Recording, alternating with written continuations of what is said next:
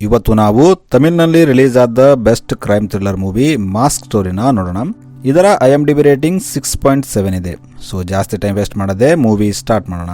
ಇನ್ನು ಕಥೆಯ ಆರಂಭದಲ್ಲಿ ಕೆಲವು ವ್ಯಕ್ತಿಗಳನ್ನ ತೋರಿಸ್ತಾರೆ. ಇವರು MLA ಮನೆಯಲ್ಲಿ ರಾಬರಿ ಮಾಡಬೇಕಂತ ಪ್ಲಾನ್ ಮಾಡ್ತಿರ್ತಾರೆ. ಇವರಲ್ಲಿ ಒಬ್ಬಾತ MLA ಕ್ಯಾಶ್ನ ಎಲ್ಲಿ ಇಡ್ತಾನೆ, ನಾವು ಹೇಗೆ ಅದನ್ನ ಕಳ್ಳತನ ಮಾಡಬೇಕು ಅಂತ ಪ್ಲಾನ್ ಹೇಳ್ತಿರ್ತಾನೆ. ಸೀನ್ ಇಲ್ಲಿಗೆ ಕಟ್ಟಾಗಿ ವೇಲು ಕಡೆ ಶಿಫ್ಟ್ ಆಗುತ್ತೆ. ವೇಲು ಒಬ್ಬ ಪ್ರೈವೇಟ್ ಡಿಟೆಕ್ಟಿವ್ ಆಗಿರ್ತಾನೆ. ಅಂದರೆ ಹೆಂಡತಿ ಕೇಳಿದ್ರೆ ಗಂಡನ ಫಾಲೋ ಮಾಡೋದು, ಗಂಡ ಹೇಳಿದ್ರೆ ಹೆಂಡತಿನ ಫಾಲೋ ಮಾಡೋದು, ಅವರ ಅಫೈರ್ಗಳನ್ನ ಕಂಡುಹಿಡಿಯೋದು, ಹೀಗೆ ಸಣ್ಣ ಪುಟ್ಟ ಕೇಸ್ಗಳನ್ನ ತಗೋತಿರ್ತಾನೆ. ಇನ್ನು ಇವನ ಹತ್ರ ಒಂದು ಟೀಮ್ ಕೂಡ ಇರುತ್ತೆ. ವೇಲು ತಂದೆ ಒಂದು ರೆಸ್ಟೋರೆಂಟ್ ನ ನಡೆಸ್ತಿರ್ತಾನೆ. ಅದು ಕೂಡ ಲಾಸ್ ಅಲ್ಲಿ ನಡೀತಿರುತ್ತೆ. ಆಗಾಗ ವೇಲು ತನ್ನ ಟೀಮ್ ಜೊತೆ ಅಲ್ಲಿ ಬಂದು ಮೀಟಿಂಗ್ ಮಾಡ್ತಿರ್ತಾನೆ. ಈಗ ಸೀನ್ ಭೂಮಿ ಕಡೆ ಶಿಫ್ಟ್ ಆಗುತ್ತೆ. ಭೂಮಿ ಒಂದು NGO ನಡೆಸ್ತಿರ್ತಾಳೆ. ಈಕೆ ಸಮಾಜದಲ್ಲಿ ಶೋಷಣೆಗೆ ಒಳಗಾದ ಹುಡುಗಿಯರನ್ನ ಮತ್ತು ಮಹಿಳೆಯರನ್ನ ಕಾಪಾಡಿ ಅವರಿಗೆ ಆಶ್ರಯ ಕೊಡ್ತಿರ್ತಾಳೆ.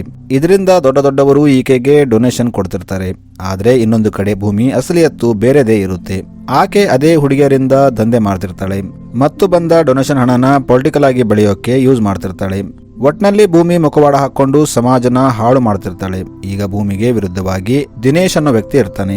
ಅದಕ್ಕೆ ಭೂಮಿ ವೇಲುನ ಕರೆದು ನನಗೆ ಒಬ್ಬ ವ್ಯಕ್ತಿ ಬಗ್ಗೆ ಇನ್ಫಾರ್ಮೇಶನ್ ಬೇಕು ಅಂತ ದಿನೇಶ್ ವಿರುದ್ಧ ಸ್ಪೈ ಮಾಡಿಸ್ತಾಳೆ. ಈಗ ವೇಲು ಭೂಮಿಯಿಂದ ದುಡ್ಡು ತಗೊಂಡು ದಿನೇಶ್ ವಿರುದ್ಧ ಎವಿಡೆನ್ಸ್ ಹುಡುಕ್ತಾನೆ. ಆಗ ಅವನಿಗೆ ದಿನೇಶ್ ತನ್ನ ಮನೆಯಲ್ಲಿ ಇಂಡಿಯನ್ ಗೌರ್ಮೆಂಟ್ ಬ್ಯಾನ್ ಮಾಡಿದ ಅನಿಮಲ್ಸ್ ನ ಇಟ್ಟು ಇಲ್ಲಿಗಲ್ ಸ್ಮಗ್ಲಿಂಗ್ ಮಾಡ್ತಿದ್ದಾನೆ ಅಂತ ಗೊತ್ತಾಗುತ್ತೆ.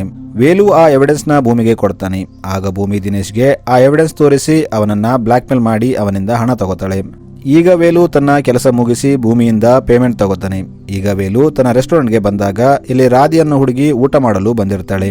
ವೇಲು ಈಕೆನ ನೋಡಿ ಫ್ಲಾಟ್ ಆಗ್ತಾನೆ. ರಾಧಿ ಡೈಲಿ ರೆಸ್ಟೋರೆಂಟ್ಗೆ ಬರ್ತಿರ್ತಾಳೆ. ಒಂದು ದಿನ ವೇಲು ಆಕೆ ನಂಬರ್ ಕೇಳ್ತಾನೆ. ರಾಧಿಗೂ ವೇಲು ಅಂದ್ರೆ ಇಷ್ಟ ಆಗಿದ್ದರಿಂದ ಆಕೆನು ನಂಬರ್ ಕೊಡ್ತಾಳೆ. ಈಗ ಸ್ವಲ್ಪ ದಿನ ಇವರು ಟೆಕ್ಸ್ಟ್ ಅಲ್ಲಿ ಮಾತಾಡ್ತಾರೆ. ಒಂದು ದಿನ ವೇಲು ರಾಧಿನ ಲಾಂಗ್ ಡ್ರೈವ್ಗೆ ಕರೀತಾನೆ. ರಾಧಿ ಕೂಡ ಒಪ್ಕೊಂಡು ಬರ್ತಾಳೆ. ಇಲ್ಲಿ ವೇಲು ರಾಧಿಗೆ ತನ್ನ ಒಂದು ಸೀಕ್ರೆಟ್ ಹೇಳ್ತಾನೆ. ಆಕ್ಚುಲಿ ವೇಲುಗೆ ಮದುವೆ ಆಗಿರುತ್ತೆ ಮತ್ತು ಡೈವರ್ಸ್ ಕೂಡ ಆಗಿರುತ್ತೆ ಮತ್ತು ಈತನಿಗೆ 7 ವರ್ಷದ ಒಬ್ಬ ಮಗಳಿರ್ತಾಳೆ. ಇದನ್ನ ಕೇಳಿ ರಾಧಿ ತನ್ನ ಒಂದು ಸೀಕ್ರೆಟ್ ಹೇಳ್ತಾಳೆ. ಆಕ್ಚುಲಿ ರಾಧಿಗೂ ಮದುವೆ ಆಗಿರುತ್ತೆ, ಆದ್ರೆ ಆಕೆ ತನ್ನ ಗಂಡನ ಜೊತೆ ಸಂತೋಷದಿಂದ ಇರಲ್ಲ. ಈಗ ಇವರಿಬ್ಬರಿಗೆ ತಮ್ಮ ಸೀಕ್ರೆಟ್ ಕೇಳಿ ಮೂಡ್ ಆಫ್ ಆಗುತ್ತೆ. ಇವರು ಲಾಂಗ್ ಡ್ರೈವ್ ಪ್ಲಾನ್ ನ ಕ್ಯಾನ್ಸಲ್ ಮಾಡಿ ವಾಪಸ್ ಬರ್ತಾರೆ. ಈಗ ವೇಲು ಮಗಳನ್ನ ತೋರಿಸ್ತಾರೆ. ವೇಲು ತನ್ನ ಮಗಳನ್ನ ತುಂಬಾ ಜೀವ ಮಾಡ್ತಿರ್ತಾನೆ. ಅವನು ಡೈಲಿ ಆಕೆ ಜೊತೆ ಟೈಮ್ ಸ್ಪೆಂಡ್ ಮಾಡ್ತಾನೆ. ಆದ್ರೆ ವೇಲುಗೆ ತನ್ನ ಹೆಂಡತಿ ಅಂದ್ರೆ ಆಗ್ತಿರಲ್ಲ. ವೇಲು ತನ್ನ ಮಗಳನ್ನ ತನ್ನ ಹೆಂಡತಿ ಮನೆಗೆ ಡ್ರಾಪ್ ಮಾಡಿದಾಗ ವೇಲು ಮಾವ ಮನೆ ಒಳಗೆ ಬಂದು ಹೋಗು ಅಂತ ಹೇಳ್ತಾನೆ. ಆದ್ರೆ ಆತ ಹೋಗಲ್ಲ. ಈಗ ಸೀನ್ ಶಿಫ್ಟ್ ಆಗಿ ರಮೇಶ್ ಅನ್ನೋ ವ್ಯಕ್ತಿನ ತೋರಿಸ್ತಾರೆ. ಈತ ಭೂಮಿ ಹತ್ರ ಹೋಗ್ತಾನೆ. ಏಕೆಂದ್ರೆ ಈತನಿಗೆ ದುಡ್ಡಿನ ಅವಶ್ಯಕತೆ ಇರುತ್ತೆ. ಆಗ ಭೂಮಿ ನಿನ್ನ ಮಗಳನ್ನ ಇಲ್ಲಿ ಬಿಟ್ಟು ಹೋಗು, ನಾನು ಆಕೆನ ನೋಡ್ಕೋತೀನಿ ಅಂತ ಹೇಳ್ತಾಳೆ ಮತ್ತು ರಮೇಶ್ಗೆ ದುಡ್ಡು ಕೊಟ್ಟು ಕಳಿಸ್ಬಿಡ್ತಾಳೆ. ಇಲ್ಲಿ ನಮಗೆ ಭೂಮಿ ಬಗ್ಗೆ ಕೆಲವೊಂದು ವಿಷಯ ತೋರಿಸ್ತಾರೆ. ಆಕ್ಚುಲಿ ಭೂಮಿ ಈ ಹುಡುಗಿಯರನ್ನ ಯೂಸ್ ಮಾಡಿ ದೊಡ್ಡ ಪೊಲಿಟಿಷಿಯನ್ ಮತ್ತು ದುಡ್ಡು ಇರೋ ವ್ಯಕ್ತಿಗಳ ಹತ್ರ ಕಳಿಸ್ತಾಳೆ ಮತ್ತು ಅವರ ವಿಡಿಯೋಗಳನ್ನ ಮಾಡಿ ಅವರನ್ನ ಬ್ಲಾಕ್ ಮೇಲ್ ಮಾಡ್ತಿರ್ತಾಳೆ. ಹೀಗೆ ಒಂದು ದಿನ ಭೂಮಿ MLA ಹತ್ರ ಹೋಗಿ ತನ್ನ ಮೇಲಿದ್ದ ಕೇಸ್ನ ಕ್ಲೋಸ್ ಮಾಡಿಸುವಂತೆ ಹೇಳ್ತಾಳೆ ಮತ್ತು ನನಗೆ ಒಂದು ಹೊಸ ಪಾಸ್ಪೋರ್ಟ್ ಬೇಕು ಅಂತ ಹೇಳ್ತಾಳೆ. MLAಗೆ ಭೂಮಿ ಅನೇಕ ವಿಷಯಗಳಲ್ಲಿ ಹೆಲ್ಪ್ ಮಾಡಿದ್ದರಿಂದ ಆತ ಕೂಡ ಒಪ್ಕೋತಾನೆ. ಈಗ ಭೂಮಿ ಅಸಿಸ್ಟೆಂಟ್ಗೆ ವೇಲು ತಂದೆ ರೆಸ್ಟೋರೆಂಟ್ ಬಗ್ಗೆ ಗೊತ್ತಾಗುತ್ತೆ. ಆಗ ಮತಿ ಅನ್ನೋ ವ್ಯಕ್ತಿ ವೇಲು ತಂದೆ ನನ್ನ ಹತ್ರ ಸಾಲ ತಗೊಂಡಿದ್ದಾನೆ, ಅವನು ವಾಪಸ್ ಕೊಡೋಕೆ ಆಗ್ತಿಲ್ಲ, ಅವನ ಮೇಲೆ ಪ್ರೆಷರ್ ಹಾಕಿದ್ರೆ ಆತ ರೆಸ್ಟೋರೆಂಟ್ ನ ನಮಗೆ ಕೊಟ್ಬಿಡ್ತಾನೆ ಅಂತ ಹೇಳ್ತಾನೆ. ಏಕೆಂದ್ರೆ ಆ ಲ್ಯಾಂಡ್ ವ್ಯಾಲ್ಯೂ ತುಂಬಾ ಜಾಸ್ತಿ ಇರುತ್ತೆ. ಈಗ ಭೂಮಿ ಅಸಿಸ್ಟೆಂಟ್ ಬಂದು ಭೂಮಿಗೆ ಇದೇ ವಿಷಯ ಹೇಳ್ತಾಳೆ. ಆಗ ಭೂಮಿ ಅವನಿಗೆ 50% ಶೇರ್ ಕೊಡುವಂತೆ ಹೇಳು, ವೇಲು ತಂದೆ ಹೇಗಾದ್ರೂ ದುಡ್ಡು ಕೊಡಲ್ಲ, ನಾವೇ ಅದನ್ನ ನಡೆಸ್ಕೊಂಡು ಹೋಗೋಣ ಅಂತ ಹೇಳ್ತಾಳೆ. ಅದೇ ರೀತಿ ಈಗ ಮತಿ ವೇಲು ತಂದೆ ಹತ್ರ ಬಂದು ಈ ರೆಸ್ಟೋರೆಂಟ್ ನ ನಮಗೆ ಕೊಟ್ಟುಬಿಡು, ಹೇಗಾದ್ರೂ ನಿನಗೆ ಸಾಲ ತೀರಿಸೋಕೆ ಆಗ್ತಿಲ್ಲ ಅಂತ ಹೇಳ್ತಾನೆ. ಆದ್ರೆ ವೇಲು ಈ ಹೋಟೆಲ್ ನಮಗೆ ಮಾರೋಕೆ ಇಷ್ಟ ಇಲ್ಲ ಅಂತ ಹೇಳಿ ತನ್ನ ಹತ್ರ ಇದ್ದ 8 ಲಕ್ಷ ಕ್ಯಾಶ್ ಕೊಡ್ತಾನೆ ಮತ್ತು ಉಳಿದ ಕ್ಯಾಶ್ ನ ಆಮೇಲೆ ಕೊಡ್ತೀನಿ ಅಂತ ಹೇಳ್ತಾನೆ. ಮತಿಗೆ ಬೇರೆ ಆಪ್ಷನ್ ಇಲ್ಲದೆ ಕ್ಯಾಶ್ ತಗೊಂಡು ಅಲ್ಲಿಂದ ಹೋಗ್ಬಿಡ್ತಾನೆ. ಇನ್ನೊಂದು ಕಡೆ ರಾಧಿ ವೇಲುಗೆ ಕಾಲ್ ಮಾಡಿ ಮನೆಯಲ್ಲಿ ಯಾರು ಇಲ್ಲ, ಬೇಗ ಬಾ ಅಂತ ಕರೀತಾಳೆ. ಆದ್ರೆ ಬರುವಾಗ ಮೆಡಿಕಲ್ಗೆ ಹೋಗಿ ಬಾ ಅಂತ ಹೇಳ್ತಾಳೆ. ವೇಲು ಮೆಡಿಕಲ್ ಹುಡುಕಿದರೂ ಎಲ್ಲ ಕ್ಲೋಸ್ ಆಗಿರುತ್ತೆ, ಏಕೆಂದ್ರೆ ರಾತ್ರಿ ಟೈಮ್ ಆಗಿರುತ್ತೆ. ಆದ್ರೆ ವೇಲು ಬರ್ತಿದ್ದಾಗ ಒಂದು ಸೂಪರ್ ಮಾರ್ಕೆಟ್ ಕ್ಲೋಸ್ ಆಗೋದ್ರಲ್ಲಿರುತ್ತೆ. ಸೆಕ್ಯೂರಿಟಿ ಗಾರ್ಡ್ ಶಟರ್ ನ ಕ್ಲೋಸ್ ಮಾಡ್ತಿರ್ತಾನೆ. ಆದ್ರೆ ವೇಲು ಓಡಿ ಶಟರ್ ಒಳಗೆ ಹೋಗ್ತಾನೆ ಮತ್ತು ನನಗೆ 2 ನಿಮಿಷ ಕೆಲಸ ಇದೆ, ಹೋಗ್ಬಿಡ್ತೀನಿ ಅಂತ ಹೇಳ್ತಾನೆ. ಆದ್ರೆ ವೇಲು ಒಳಗೆ ನೋಡಿದಾಗ ಶಾಕ್ ಆಗ್ತಾನೆ. ಏಕೆಂದ್ರೆ ಒಳಗೆ ಮಾಸ್ಕ್ ಹಾಕೊಂಡ ಕೆಲವು ವ್ಯಕ್ತಿಗಳು ಜನರನ್ನ ಬಂದಿಯಾಗಿ ಇಟ್ಕೊಂಡಿರ್ತಾರೆ. ಇವರ ಹತ್ರ ಗನ್ ಇರುತ್ತೆ.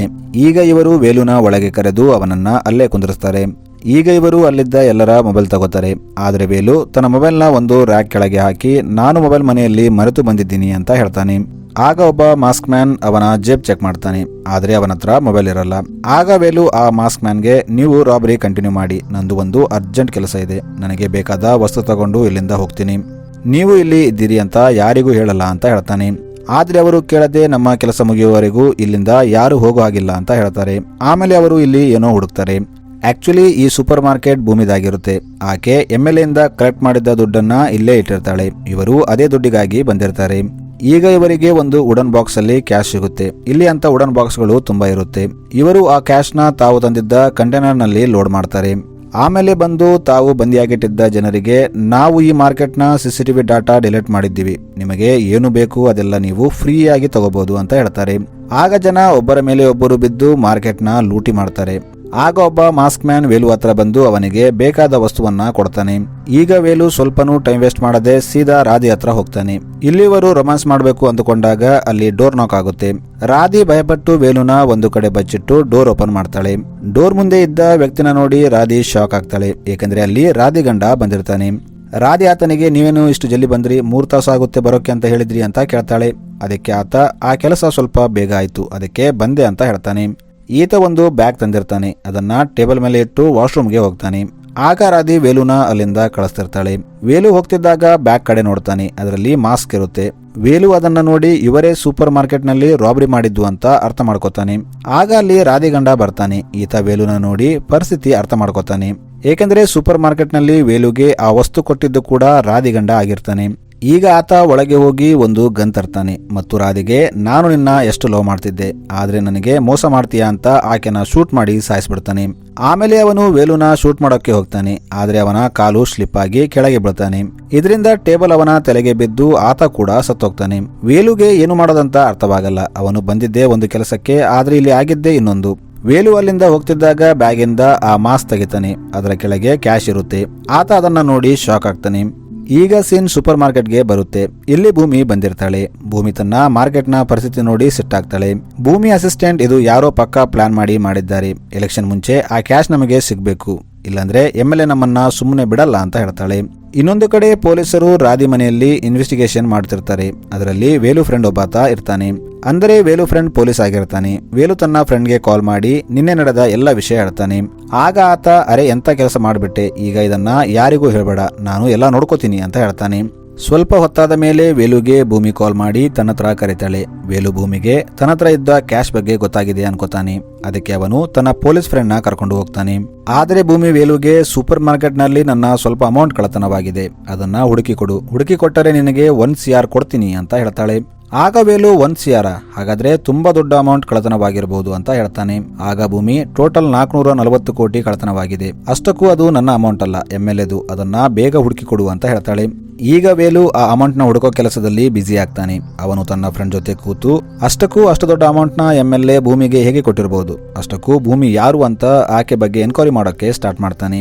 ಆಗ ಇವರಿಗೆ ಕೆಲವು ವರ್ಷಗಳ ಹಿಂದೆ ಭೂಮಿ ಒಂದು ಮರ್ಡರ್ ಕೇಸಲ್ಲಿ ಜೈಲಲ್ಲಿ ಇದ್ಲು ಅಂತ ಗೊತ್ತಾಗುತ್ತೆ. ಭೂಮಿ ಜೈಲಲ್ಲಿ ಇದ್ದಾಗ ಅಲ್ಲಿ ಒಂದು ದಿನ MLA ಬರ್ತಾನೆ.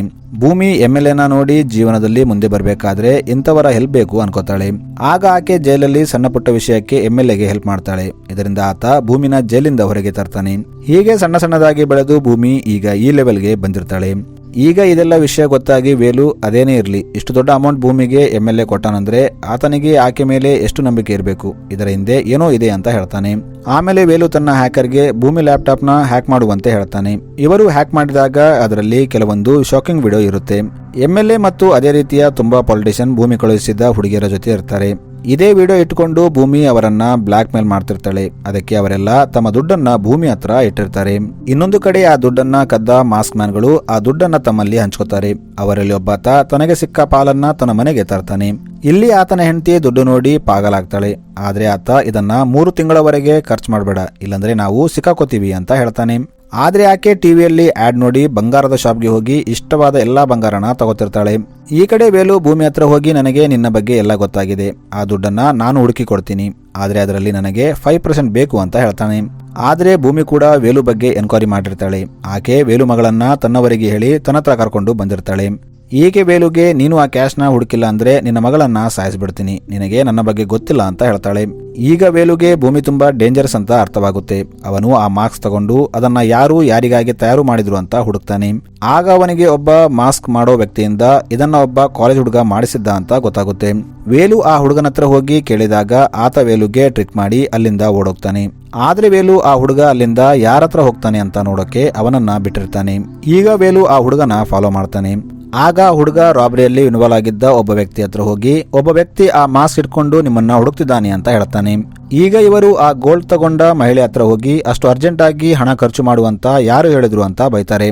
ಈಗ ವೇಲು ಅದರಲ್ಲಿ ಇಬ್ಬರು ವ್ಯಕ್ತಿಯನ್ನ ಹಿಡಿದು ರಾಬರಿ ಬಗ್ಗೆ ಕೇಳ್ತಾನೆ.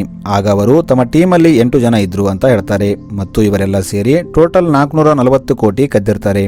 ಆದ್ರೆ ವೇಲು ನಿಮ್ಮಂತ ಸಾಮಾನ್ಯ ಜನ ಅಷ್ಟು ಹಣ ಕದಿಯೋ ಪ್ಲಾನ್ ಮಾಡಿದಿರಂದ್ರೆ ಇದರ ಹಿಂದೆ ಏನಾದ್ರೂ ಸ್ಟ್ರಾಂಗ್ ಮೋಟಿವ್ ಇರಬೇಕು, ಅದು ಏನು ಅಂತ ಕೇಳ್ತಾನೆ. ಈಗ ಇವರು ಪೂರ್ತಿ ಸ್ಟೋರಿ ಹೇಳ್ತಾರೆ. ಈಗ ಸ್ಟೋರಿ ಫ್ಲಾಶ್ ಬಗ್ಗೆ ಹೋಗುತ್ತೆ. ಕೆಲವು ವರ್ಷಗಳ ಹಿಂದೆ ಒಂದು ಹೌಸಿಂಗ್ ಬೋರ್ಡ್ ಏರಿಯಾ ಇರುತ್ತೆ. ಅಲ್ಲಿ ಒಟ್ಟು 66 ಕುಟುಂಬ ಇರ್ತಾರೆ. ಆಗ ಇಲ್ಲಿ ಒಂದು ರಿಯಲ್ ಎಸ್ಟೇಟ್ ವೆಂಚರ್ ಬಂದು ಇವರಿಗೆ ಒಂದು ಆಫರ್ ಕೊಡ್ತಾರೆ. ಇವರು ಇಲ್ಲಿ ಒಂದು ಬಿಲ್ಡಿಂಗ್ ನ ಕಟ್ತೀವಿ, ಅದು ರೆಡಿ ಆದ ಮೇಲೆ ಇಲ್ಲಿ ಇರೋ ಪ್ರತಿಯೊಂದು ಕುಟುಂಬಕ್ಕೆ ಒಂದೊಂದು ಫ್ಲಾಟ್ ನ ಕೊಡ್ತೀವಿ ಮತ್ತು ಬಿಲ್ಡಿಂಗ್ ರೆಡಿ ಆಗುವವರೆಗೂ ನಿಮ್ಮ ಪ್ರತಿಯೊಂದು ಕುಟುಂಬಕ್ಕೆ 30,000 ರೂಪಾಯಿಗಳ ಕ್ಯಾಶ್ ಕೂಡ ಕೊಡ್ತೀವಿ ಅಂತ ಹೇಳ್ತಾರೆ. ಮತ್ತು ಇವರು ಆ ಕುಟುಂಬದವರಿಂದ ಒಂದು ಪೇಪರ್ ಮೇಲೆ ಸೈನ್ ಕೂಡ ತಗೋತಾರೆ. ಆದ್ರೆ ಸ್ವಲ್ಪ ದಿನ ಆದ್ಮೇಲೆ ಇದೆಲ್ಲ ಸ್ಕ್ಯಾಮ್ ಅಂತ ಗೊತ್ತಾಗುತ್ತೆ. ಅವರು ಹೌಸಿಂಗ್ ಬೋರ್ಡ್ ಮನೆಗಳನ್ನ ತಮ್ಮ ಹೆಸರಿಗೆ ಮಾಡ್ಕೊಂಡಿರ್ತಾರೆ. ಇದರಿಂದ ಆ ಫ್ಯಾಮಿಲಿಗಳು ಕೋರ್ಟ್ಗೆ ಹೋಗ್ತಾರೆ. ಆದ್ರೆ ಇವರು ಡಾಕ್ಯುಮೆಂಟ್ ಮೇಲೆ ಸೈನ್ ಮಾಡಿದ್ದರಿಂದ ಇವರು ಕೇಸ್ ಸೋತೋಗ್ತಾರೆ.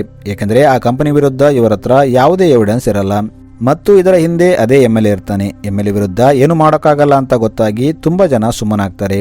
ಆದ್ರೆ ಇವರಲ್ಲಿ ಒಂದು 9 ಫ್ಯಾಮಿಲಿ MLAನ ಸುಮ್ಮನೆ ಬಿಡಬಾರದು, ಅವನಿಗೆ ಬುದ್ಧಿ ಕಲಿಸಬೇಕು ಅನ್ಕೋತಾರೆ. ಇದೇ ಟೈಮ್ ಒಬ್ಬ ವ್ಯಕ್ತಿ MLA ವಿರುದ್ಧ ಹೋರಾಡಿ ಸಾಕಾಗಿ ಸೂಸೈಡ್ ಮಾಡ್ಕೋತಾನೆ. ಅದಕ್ಕೆ ಇವರು ಹೇಗಾದ್ರೂ ಮಾಡಿ MLAನ ಬಿಡಬಾರದು ಅನ್ಕೋತಾರೆ. ಆಗ ಅವರಿಗೆ MLA ಎಲೆಕ್ಷನ್ ಅಲ್ಲಿ ಹಂಚೋಕೆ ಭೂಮಿ ಹತ್ರ ಇಟ್ಟಿದ್ದ ತನ್ನ ದುಡ್ಡನ್ನ ತಗೋಬೇಕು ಅನ್ಕೊಂಡಿದ್ದಾನೆ ಅಂತ ಗೊತ್ತಾಗುತ್ತೆ. ಅದಕ್ಕೆ ಅವರು ಪ್ಲಾನ್ ಮಾಡಿ ಆ ಹಣ ಕದ್ದಿರ್ತಾರೆ. ಇದು ಈಗ ವೇಲುಗೆ ಗೊತ್ತಾದಾಗ ಅವನು ಇವರ ಜೊತೆ ತುಂಬಾ ಕೆಟ್ಟದಾಗಿದೆ ಅಂತ ಅನ್ಕೋತಾನೆ. ವೇಲು ಈಗ ಇವರನ್ನ ಕೋರ್ಟ್ ಹತ್ರ ಡ್ರಾಪ್ ಮಾಡ್ತಾನೆ. ಏಕೆಂದ್ರೆ ಆ ಜಾಗದ ಕೇಸ್ ಇನ್ನು ಕೋರ್ಟ್ ಅಲ್ಲಿ ನಡೀತಿರುತ್ತೆ. ಈಗ ವೇಲು ತನ್ನ ಹತ್ರ ಇದ್ದ ದುಡ್ಡನ್ನ ಭೂಮಿಗೆ ಕೊಡ್ತಾನೆ ಮತ್ತು ಆಕೆಗೆ ರಾಬರಿಯಲ್ಲಿ ಟೋಟಲ್ 9 ಜನ ಇದ್ರು. ಅದರಲ್ಲಿ ಒಬ್ಬಾತ ಸತ್ತೋದ. ಅವನ ಮನೆಯಲ್ಲಿ ಸಿಕ್ಕ ಕ್ಯಾಶ್ ಇದು. ಇನ್ನು ಉಳಿದ ಹಣ ಸಿಗುತ್ತೋ ಇಲ್ವೋ ಗೊತ್ತಿಲ್ಲ, ಆದ್ರೂ ನಾನು ಟ್ರೈ ಮಾಡ್ತೀನಿ ಅಂತ ಹೇಳ್ತಾನೆ. ಇನ್ನೊಂದು ಕಡೆ ಫೈನಾನ್ಷಿಯರ್ ಮತಿ ವೇಲು ತಂದೆ ಹತ್ರ ಬಂದು ಉಳಿದ ಸಾಲದ ಹಣ ಕೇಳ್ತಾನೆ. ಆಗ ವೇಲು ತಂದೆ ತನ್ನ ಹತ್ರ ಇದ್ದ ಹಣನ ತಂದು ಮತಿಗೆ ಕೊಟ್ಟು ತನ್ನ ಎಲ್ಲಾ ಸಾಲ ತೀರಿಸ್ತಾನೆ. ಇದನ್ನ ನೋಡಿ ಮತಿ ಇಷ್ಟೊಂದು ಹಣ ಇವನಿಗೆ ಎಲ್ಲಿಂದ ಬಂತು ಅನ್ಕೋತಾನೆ. ಆಕ್ಚುಲಿ ವೇಲು ತಂದೆ ವೇಲು ಹಣದ ಬ್ಯಾಗ್ ನ ಹೋಟೆಲ್ ನಲ್ಲಿ ಇಟ್ಟಾಗ ವೇಲುಗೆ ಗೊತ್ತಿಲ್ದಂಗೆ ಅದರಿಂದ ಸ್ವಲ್ಪ ಹಣ ಕದ್ದಿರ್ತಾನೆ. ಈಗ ಮತಿ ಭೂಮಿ ಅಸಿಸ್ಟೆಂಟ್ಗೆ ಕಾಲ್ ಮಾಡಿ ವೇಲು ತಂದೆ ನನಗೆ ಎಲ್ಲಾ ಸಾಲ ತೀರಿಸಿದ್ದಾನೆ, ಆದ್ರೆ ಈ ನೋಟ್ ನೋಡಿದ್ರೆ ಡೌಟ್ ಬರ್ತಿದೆ, ನಾನು ಕ್ಯಾಶ್ ಕಳಿಸ್ತೀನಿ, ಚೆಕ್ ಮಾಡು ಅಂತ ಹೇಳ್ತಾನೆ. ಈಗ ಭೂಮಿ ಅಸಿಸ್ಟೆಂಟ್ ಕ್ಯಾಶ್ ಚೆಕ್ ಮಾಡಿ ಭೂಮಿಗೆ ಕಾಲ್ ಮಾಡ್ತಾನೆ ಮತ್ತು ಮೇಡಮ್ ಮತಿ ಕಳಿಸಿದ ಕ್ಯಾಶ್ ಸೀರಿಯಲ್ ನಂಬರ್ ವೇಲು ತಂದು ಕೊಟ್ಟ ಕ್ಯಾಶ್ ಜೊತೆ ಮ್ಯಾಚ್ ಆಗ್ತಿದೆ, ನನಗನ್ಸುತ್ತೆ ರಾಬರಿಯಲ್ಲಿ ವೇಲು ಕೂಡ ಇನ್ವಾಲ್ವ್ ಆಗಿರಬಹುದು ಅಂತ ಹೇಳ್ತಾನೆ. ಆಗ ಭೂಮಿ ವೇಲುಗೆ ಕಾಲ್ ಮಾಡಿ ಒಂದು ಜಾಗಕ್ಕೆ ಕರೀತಾಳೆ. ಅಲ್ಲಿ ವೇಲು ತನ್ನ ಪೊಲೀಸ್ ಫ್ರೆಂಡ್ ಜೊತೆ ಬರ್ತಾನೆ. ವೇಲು ಭೂಮಿಗೆ ನಾನು ನಿನ್ನ ಕ್ಯಾಶ್ ಹುಡುಕೋ ಕೆಲಸದಲ್ಲಿ ಇದ್ದೀನಿ, ಆದಷ್ಟು ಬೇಗ ನಿನ್ನ ಕ್ಯಾಶ್ ಸಿಗುತ್ತೆ ಅಂತ ಹೇಳ್ತಾನೆ. ಆದ್ರೆ ನನ್ನ ಫ್ರೆಂಡ್ ನ ಇದರಿಂದ ದೂರ ಇಡು ಅಂತ ಹೇಳ್ತಾನೆ. ವೇಲು ಮಾತು ಕೇಳಿ ಭೂಮಿ ಅವನ ಫ್ರೆಂಡ್ ನ ಬಿಡ್ತಾಳೆ. ಆದ್ರೆ ಅವನು ಹೋಗ್ತಿದ್ದಾಗ ಭೂಮಿ ಕಡೆಯವನೊಬ್ಬನು ಅವನನ್ನ ಶೂಟ್ ಮಾಡ್ತಾನೆ. ಇದನ್ನ ನೋಡಿ ವೇಲು ತನ್ನ ಫ್ರೆಂಡ್ ನ ಕಾಪಾಡೋಕೆ ಹೋಗ್ತಾನೆ. ಆದ್ರೆ ಭೂಮಿ ಕಡೆಯವರು ವೇಲುಗೂ ಹೊಡಿತಾರೆ. ಆದ್ರೆ ಇಲ್ಲಿ ಭೂಮಿಗೆ ಒಂದು ಸರ್ಪ್ರೈಸ್ ವೇಟ್ ಮಾಡ್ತಿರುತ್ತೆ. ಅಲ್ಲಿ ಅಚಾನಕ್ ಆಗಿ ವೇಲು ಮಾವ ಬರ್ತಾನೆ. ಈತನನ್ನ ನೋಡಿ ಭೂಮಿ ನೀನು ಯಾರು ಮತ್ತೆ ಇಲಾಖೆ ಬಂದೆ ಅಂತ ಕೇಳ್ತಾಳೆ. ಆಗ ಆತ ನಾನು ನನ್ನ ಅಳಿಯನ ಕರ್ಕೊಂಡು ಹೋಗೋಕೆ ಬಂದಿದ್ದೀನಿ ಅಂತ ಹೇಳ್ತಾನೆ. ಅದಕ್ಕೆ ಭೂಮಿ ನಿನ್ನ ಅಳಿಯ ನನ್ನ 440 ಕೋಟಿ ಹಣ ಕದ್ದಿದ್ದಾನೆ, ಅದು ಕೊಟ್ಟು ಕರ್ಕೊಂಡು ಹೋಗು ಅಂತ ಹೇಳ್ತಾಳೆ. ಆದ್ರೆ ವೇಲು ಮಾವ ಆಕ್ಚುಲಿ ಆ ಹಣ ಕದ್ದಿದ್ದು ವೇಲು ಅಲ್ಲ, ನಾನು, ಅವನಿಗೆ ಇದರಲ್ಲಿ ಸಂಬಂಧ ಇಲ್ಲ ಅಂತ ಹೇಳ್ತಾನೆ. ಆಕ್ಚುಲಿ ಆ ಹೌಸಿಂಗ್ ಬೋರ್ಡ್ ನ 66 ಫ್ಯಾಮಿಲಿಯಲ್ಲಿ ವೇಲು ಮಾವ ಕೂಡ ಒಬ್ಬಾತ ಆಗಿರ್ತಾನೆ. ಇವರೆಲ್ಲ ವೇಲು ಮಾವನ ಫ್ಯಾಕ್ಟರಿಯಲ್ಲಿ ಪ್ಲಾನ್ ಮಾಡಿ ಈ ರಾಬರಿ ಮಾಡಿರ್ತಾರೆ. ಈಗ ಅಚಾನಕ್ ಆಗಿ ಭೂಮಿ ಮತ್ತು ಆಕೆ ಗ್ಯಾಂಗ್ ಮೇಲೆ ವೇಲು ಮಾವನ ಕಡೆಯವರು ಫೈರಿಂಗ್ ಸ್ಟಾರ್ಟ್ ಮಾಡ್ತಾರೆ. ಇಲ್ಲಿ ಭೂಮಿ ಅಸಿಸ್ಟೆಂಟ್ ಅವಳ ಗ್ಯಾಂಗ್ ಎಲ್ಲ ಸತ್ತೋಗ್ತಾರೆ. ಆಮೇಲೆ ಕೊನೆಗೆ ವೇಲು ಮಾವ ಭೂಮಿಯನ್ನ ಕೊಂದು ವೇಲು ಮತ್ತು ಅವನ ಫ್ರೆಂಡ್ ನ ಅಲ್ಲಿಂದ ಕರ್ಕೊಂಡು ಹೋಗ್ಬಿಡ್ತಾನೆ. ಈಗ ಸ್ವಲ್ಪ ದಿನ ಆದ್ಮೇಲೆ ವೇಲು MLA ಹತ್ರ ಬರ್ತಾನೆ ಮತ್ತು MLAಗೆ ಅವನ ವಿಡಿಯೋ ತೋರಿಸಿ ನೀನು ಕೊಡ್ತೀನಿ ಅಂತ ಪ್ರಾಮಿಸ್ ಮಾಡಿದ ಮನೆನ ಕಟ್ಟಿಸಿಕೊಡು, ಇಲ್ಲಂದ್ರೆ ಈ ವಿಡಿಯೋ ಲೀಕ್ ಮಾಡಿ ವೈರಲ್ ಮಾಡ್ತೀನಿ ಅಂತ ಹೇಳ್ತಾನೆ. ಈಗ MLAಗೆ ಬೇರೆ ಆಪ್ಷನ್ ಇಲ್ಲದೆ ಮನೆ ಕಟ್ಟಿಸಿ ಕೊಡ್ತಾನೆ. ಸೊ ಮೂವಿಲಿಗೆ ಎಂಡ್ ಆಗುತ್ತೆ. Thanks for watching.